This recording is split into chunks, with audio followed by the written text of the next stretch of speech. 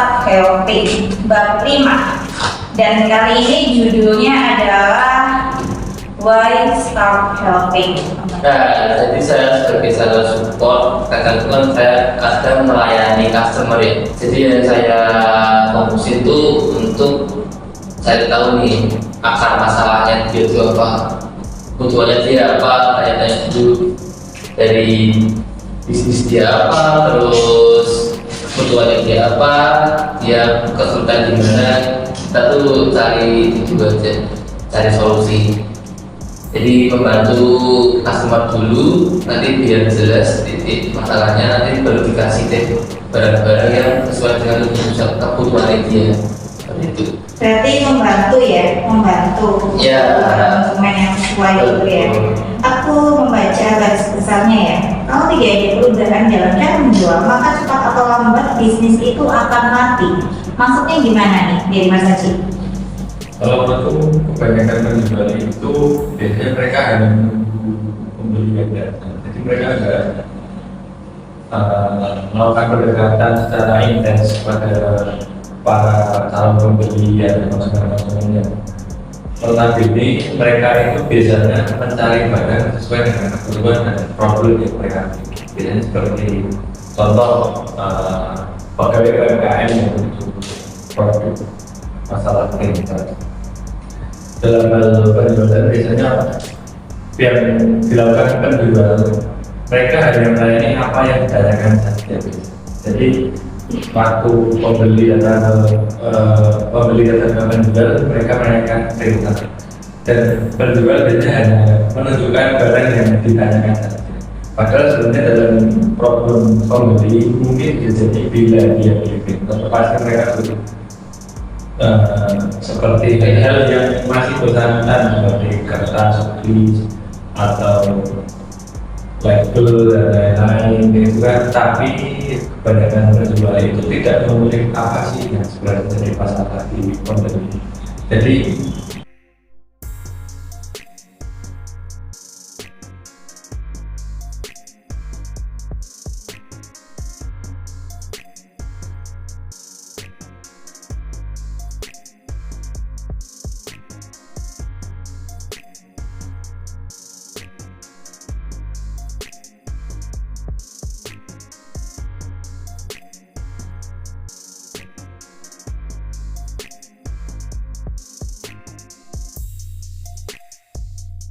Kenapa kita harus membantu konsumen?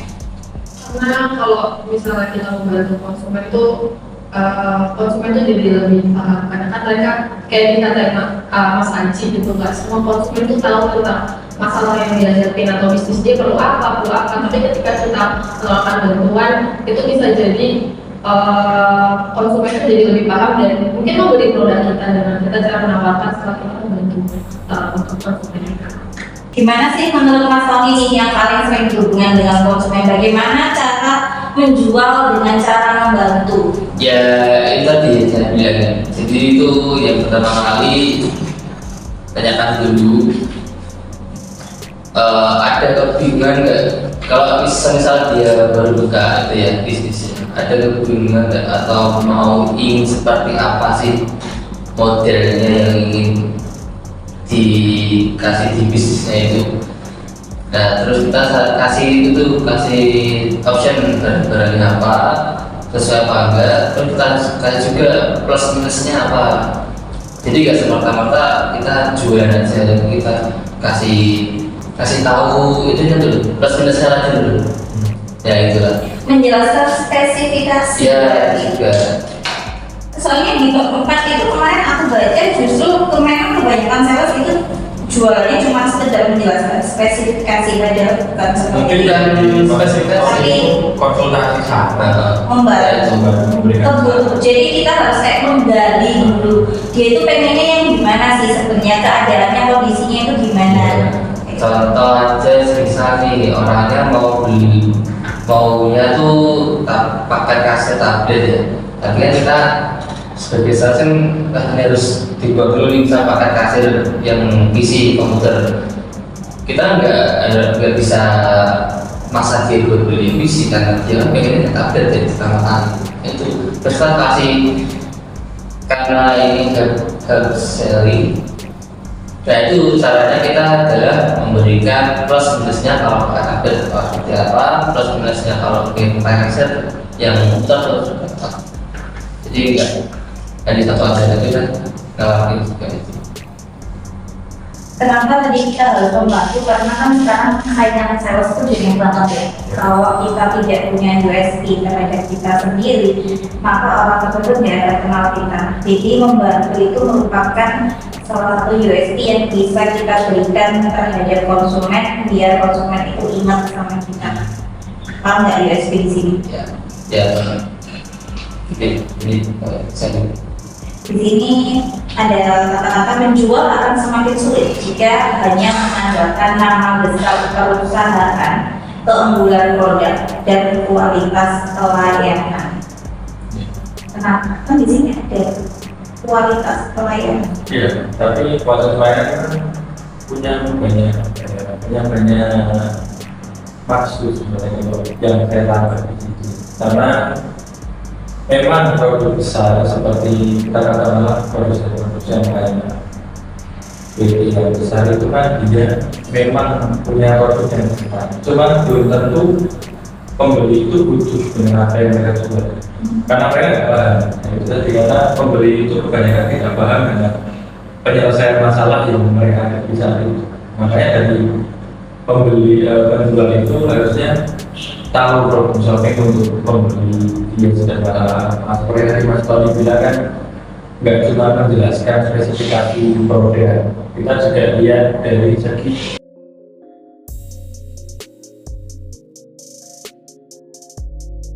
menurut saya sih gitu, karena banyak perusahaan besar itu dia sering menggunakan nama besarnya, jadi tidak terlalu mengerjain aplikasinya Karena dia sudah punya nama, dia tidak mengikat relationship engagement terhadap konsumen, itu nggak apa ya? Iya, makanya banyak pembeli itu jadinya ada tema bilang ada. Betul. Jadi apalagi yang produk-produk yang kita jual, karena saingannya dengan harga yang lebih murah itu banyak banget. Satu-satunya yang bisa kita lakukan untuk memakan egonya, mengambil hatinya konsumen adalah yang memberikan pelayanan, bukan pelayanan ya, tapi memberikan solusi bantuan dan lain-lain. Pelayanan, karena pelayanan bagus juga semua sales pasti akan memberikan pelayanan bagus jika konsumen itu mau beli. Mana bisa saya itu sebelumnya, tapi kalau konsumen itu dia beli 1 dibanding 10 sales pasti sudah tidak pelayanan konsumen itu. Apalagi konsumennya mungkin belinya cuma kemudian menurut tinggal nggak? Ya. Pokoknya konsumen kecil-kecil itu pasti gak ada yang dasarnya gitu. Entah kali sopo ya gitu. Yang diingat pasti konsumen yang besar ya maksudnya. Oh iya. Ya. Kecil-kecil ada makanan. Iya lupa kan.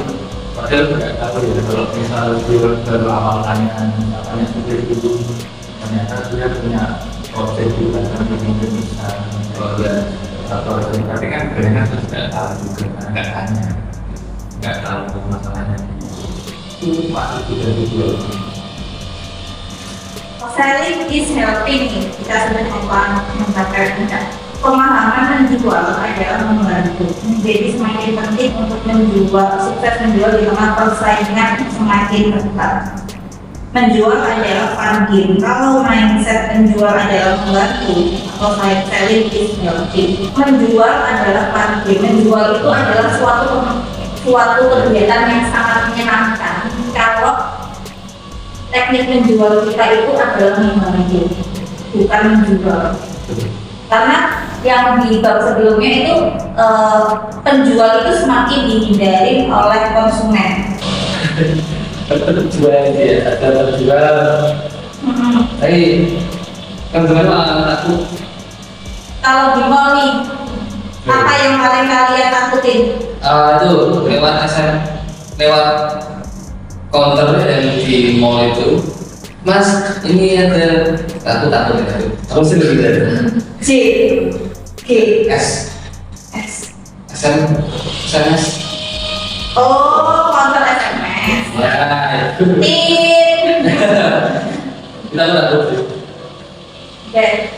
Ada lagi, ada yang paling agresif banget tuh, sales brand. Ada lagi. Bank sih, tidak ada. Ya, salah satu brand ATM ya. Pasti. Imani lah caranya. Dikejar kamu pasti. Sampai ditutup nol. Solusinya apa biasanya? Apa nggak punya? Kalau kamu bilang udah, kamu pasti tetap dikejar. Nggak udah. Kedokan. Warna kuning, pink, ungu. Itu hasil kalau kamu nanti. Enggak, emang udah tak. Itu nggak pakai. Ini aku harus nanya. Pernah nggak sering bicara itu? Nggak pernah. Berarti dia kalau nggak pernah berarti dia lewatnya muter. Enggak, ya guys. Oh, kalau ada apa gitu, maksudnya jadi tawarin enggak, oke gitu. Tapi udah juga, udah gitu.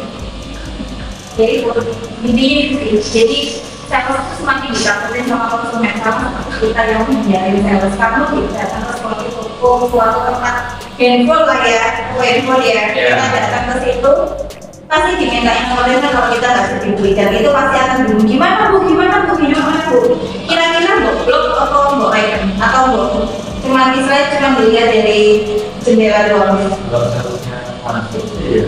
Kalau aku, Jual cerita. kalau aku sendiri tak lihat aja nih. Siapa tahu depannya butuh. Tapi kan nggak semua orang jawab sama saya istilahnya banyak listrik nggak sih? Nanti kalau aku mau pasti beli kok. Nah, ya kan, bukti aja bu. Itu kayak kalau menurutku ini dampak karena sales itu punya target gitu. Jadi masih banyak penjual itu ya basicnya orientasinya yang target tapi tidak sampai punya orientasi di organisasi tadi.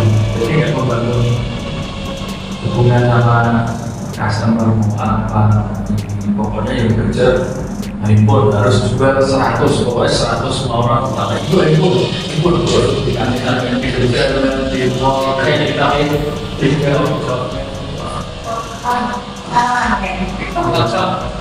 Oh iya. Kalau nggak terima satu. Iklannya. Oke. Berarti kesimpulan dari bab 5 ini apa nih untuk conclusion? Ada yang mau di conclusion nggak?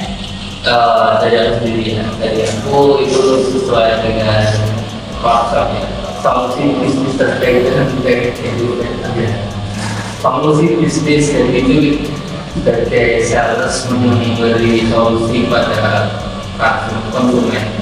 Itu ya saya memberi solusi, memberi saran, terus memberi apa ya bisa problem solving yang seperti itu sih. Jadi nggak seperti kita jualan tapi kita ibaratnya seperti teman dekat memberi solusi. Kita sudah di dalam seperti itu. Kalau menurutku sih itu untuk salah satunya juga untuk mengatasi persaingan bisnis yang mungkin semakin banyak bersaing, terus untuk banyak keunggulan itu karena bisa menambah seperti untuk perusahaan bisa menjadikan omset, terus jadi punya mitra kerja yang banyak juga. Itu banyak strategi juga sih untuk selain menggunakan strategi yang jadul hanya dengan target juga dengan pemaknaan itu tadi itu helping itu juga itu. Kalau dari aku setuju sih kalau misalnya nggak hanya untuk menjual aja tapi juga membantu. Jadi kita menjual tuh dengan hati gitu. Kalau misalnya kita pakai hati tulus membantu kan rasanya kayak sebagai teman gitu kan. Kalau misalnya pakai ada relationship di situ siapa tahu bisa jadi mitra kerja gitu. Jadi di tengah persaingan yang sangat ketat sekali, kalau kita jualan hanya mengandalkan harga pasti akan kalah. Lama-lama nggak akan dapat profit tapi dapat boncos, istilahnya boncos, mungkin tidak dapat apa-apa, sampai pulang hanya cuma sekedar biar barangnya laku. Itu nggak sebenarnya promosi, dan bikin lama-lama juga pasti di sini dijelaskan akan bantu juga. Jadi cara menjualnya yaitu dengan cara membantu, pertama membantu memberikan solusi yang dibutuhkan, kedua membantu memberikan ide inovatif untuk konsumen tersebut, ketiga kita bisa membantu dengan memperbagi proses dari apa yang diinginkan konsumen tersebut, dan yang terakhir mungkin kita bisa seperti yang dikatakan Pak Sidi tadi, kita bisa mengajak konsumen tersebut menjadi mitra bisnis. Jadi biar kalau dia merasa hubungannya sama kita itu saling menguntungkan, kan pasti nanti akan berkelanjutan dalam jangka panjang. Terus intinya sales itu tahu aku sales itu di target, tapi jangan egois. Jangan egois, jangan menakutkan. Jangan egois yang menakutkan. Cukup muka kita aja yang menakutkan di mata konsumen, tapi perilaku kita, pelayanan kita, cara ngomong kita dan lain-lain itu mengenal konsumen. Pokoknya aku harus beli di Mbak Mela, pokoknya aku harus beli di Mas Tony, pokoknya aku mau yang kirim barangku itu Mas Aji, pokoknya aku mau nonton iklan kalau artisnya itu Mbak Cindy, gitu. Ada Aja kayak gitu aja, nggak mau. Loh, tapi Mas Tony-nya masih cuti 1 minggu. Ya udah, aku 1 minggu lagi datang ke sini. Ada kayak gitu. Aku nggak mau, pokoknya aku maunya sama Mbak Mela, tapi Mbak Melanya masih meeting Pak. Ya udah, tak tunggu di sini. Mbak Mela aku sudah di bawah ya. Karena ini biasanya semua orang itu ingin kenyamanan. Kalau gak nyaman sama orang itu ya nggak mau. Jadi sales harus menjadi rumah ternyaman ya, kata berdua ini. Sales harus menjadi rumah ternyaman untuk konsumennya, bukan hanya menjadi rumah ternyaman buat pasangannya, tapi buat konsumen. Anggap aja konsumen itu adalah pasangan kita, tapi jangan sombong. Makanya babnya seru banget nih. Bulan depan kita akan membahas bab 6 karena belum selesai. Terima kasih, jangan lupa subscribe. Yang cari mesin kaset di wilayah Semarang bisa hubungi kita, Kocek Semarang. Kocek Semarang. Jangan lupa di like, di subscribe, komen, share. Terima kasih, bye-bye. Chatting. Jangan lupa cari mesin kaset